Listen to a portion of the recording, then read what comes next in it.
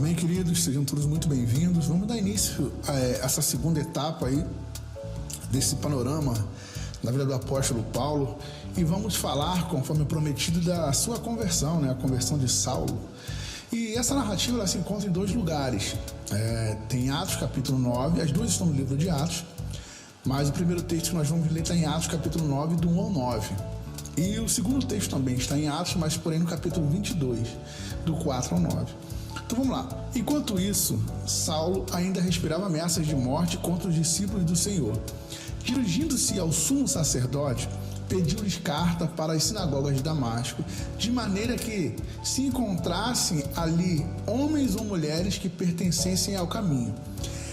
Rapidamente aqui para a gente dar continuidade. Quando aqui Lucas ele faz a narrativa e diz pertencessem ao caminho, é que os cristãos, né, antes de ser chamados cristãos, eles eram chamados de seguidores do caminho, tá bom? Nós vamos ver até mais à frente também em outra passagem. Então, dando continuidade aqui. Caso encontrasse ali homens ou mulheres que pertencessem ao caminho, pudesse levá-los presos para Jerusalém. Em sua viagem, quando se aproximava de Damasco, de repente brilhou ao seu redor uma luz vinda do céu. Ele caiu por terra e ouviu uma voz que lhe dizia: Saulo, Saulo, por que você me persegue? Saulo perguntou: quem és tu, Senhor? E ele respondeu: eu sou Jesus, a quem você persegue. Interessante que nesses três próximos versos nós vamos conseguir aqui ver de uma forma clara Jesus se dirigindo diretamente ao apóstolo Paulo. E diz assim, né? Levanta-te, entre na cidade, alguém lhe dirá o que você deve fazer. Os homens que viajavam com Saulo pararam emudecidos, ouviam a voz, mas não viam ninguém. Preste atenção nessa frase.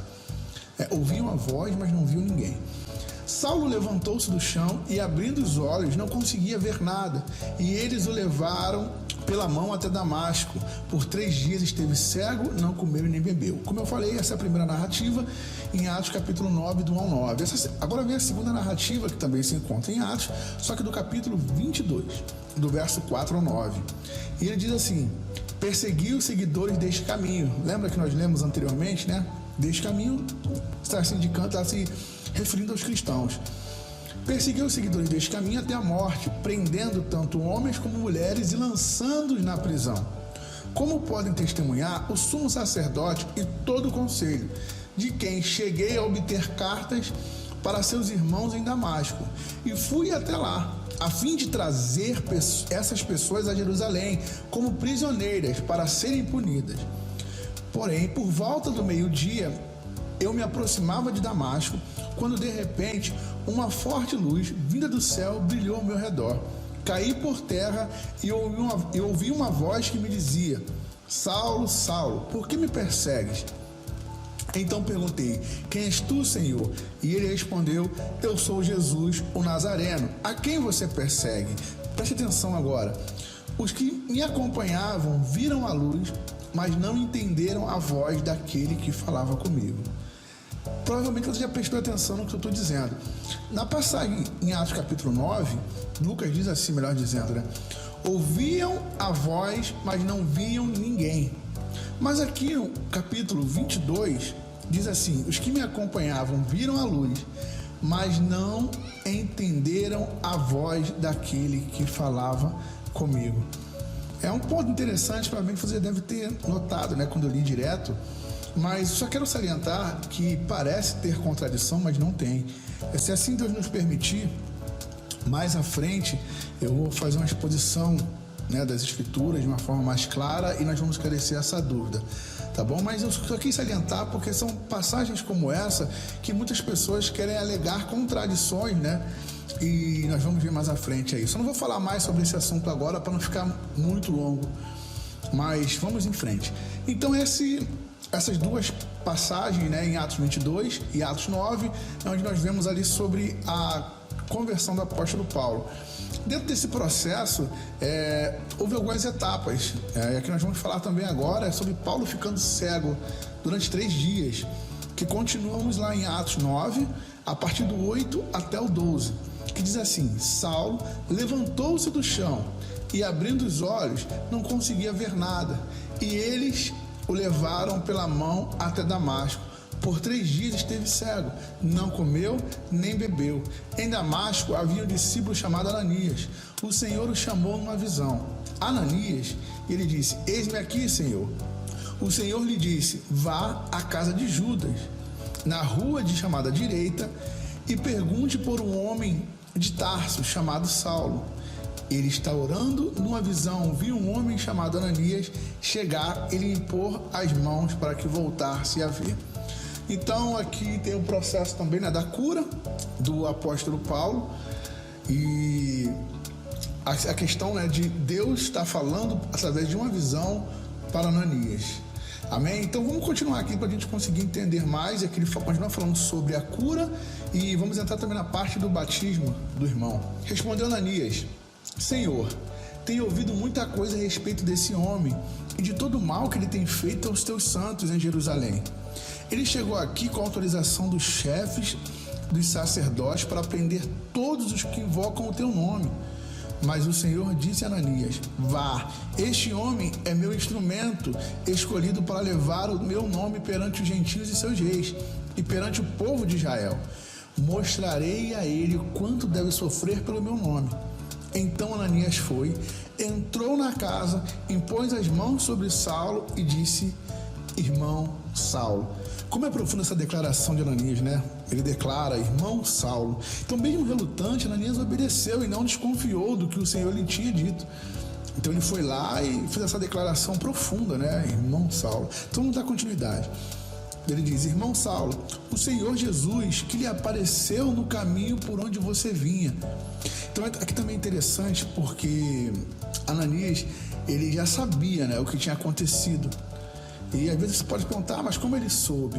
Lucas, ele não dá detalhe, mas porém existe uma deixa no capítulo 9, no verso 13, que ele diz: eu tenho ouvido muita coisa a respeito desse homem.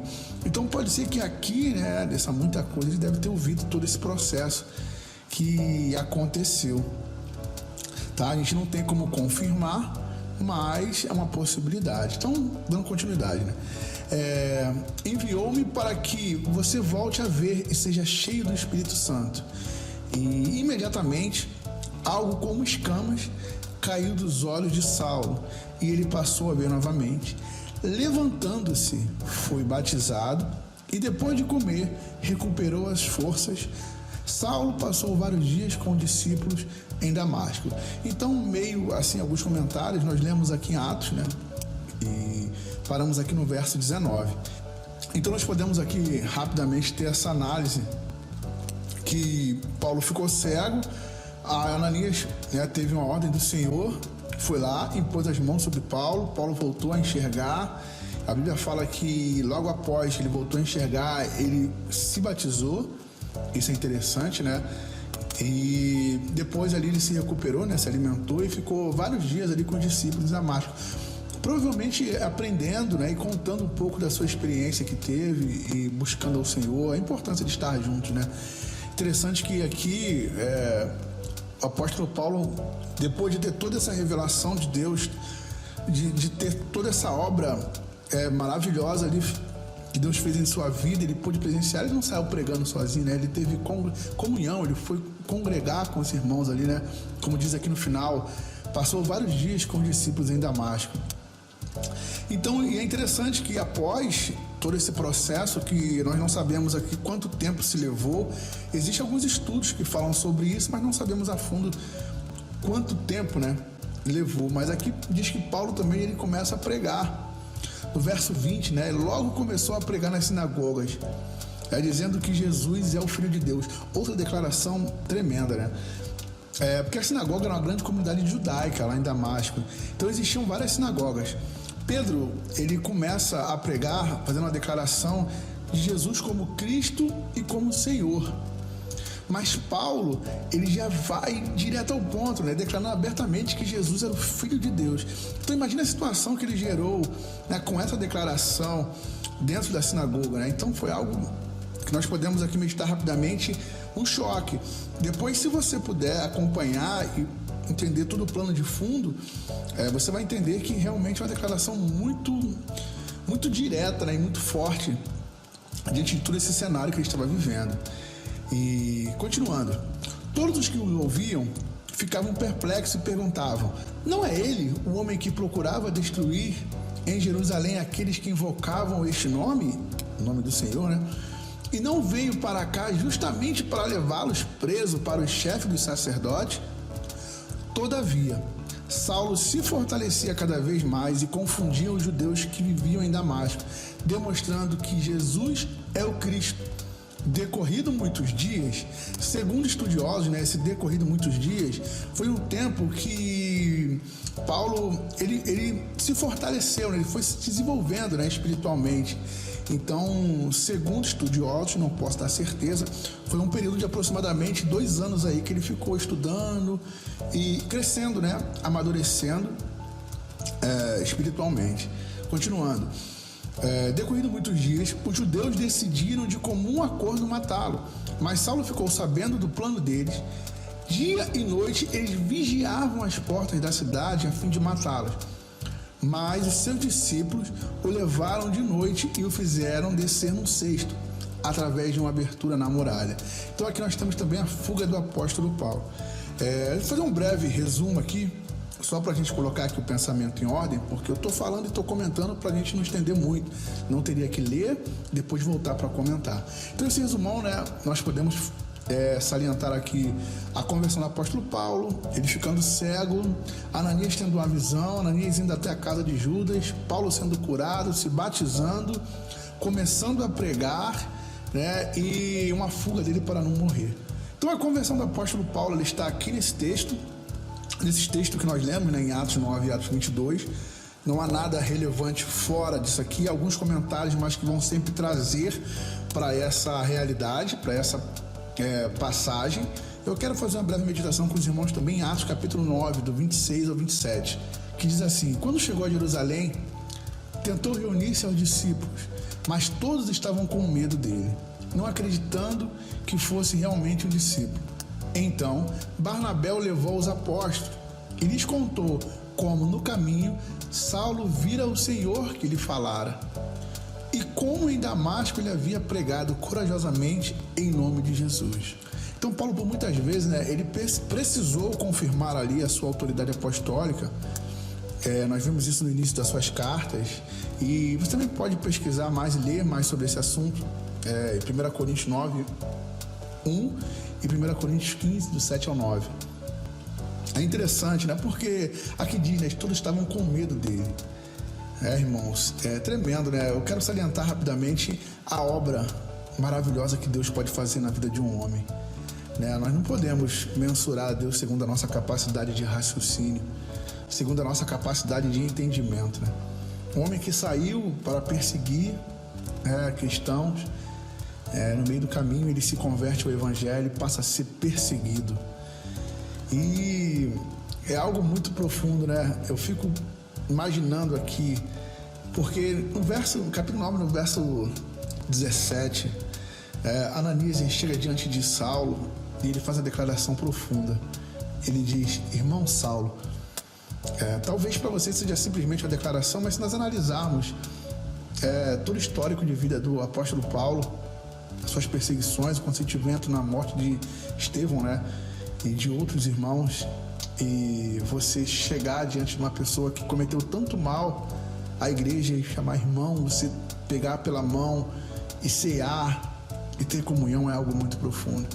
Então eu quero trazer essa meditação para finalizar, que nós nunca venhamos medir a obra que Deus pode fazer na vida do homem pela nossa lógica, pela nossa consciência, pelas nossas experiências, mas sempre sabendo que nada é impossível para Deus. Sabe, aquela pessoa que muitas vezes nos persegue, que vem tentar nos envergonhar, que vem tentar, posso dizer assim, né, nos ferir. Nunca despreze que Deus pode fazer uma obra grandiosa, profunda e transformadora na vida dessa pessoa. Assim como Ele fez na nossa, na minha, na sua que está ouvindo, Ele pode fazer na vida de qualquer um. Então, eu trago essa reflexão. Tá? Nunca despreze ninguém, por mais maldoso que ele seja, porque o Senhor, Ele pode fazer uma obra transformadora, grandiosa, na vida de qualquer ser humano. Finalizo aqui essa segunda etapa.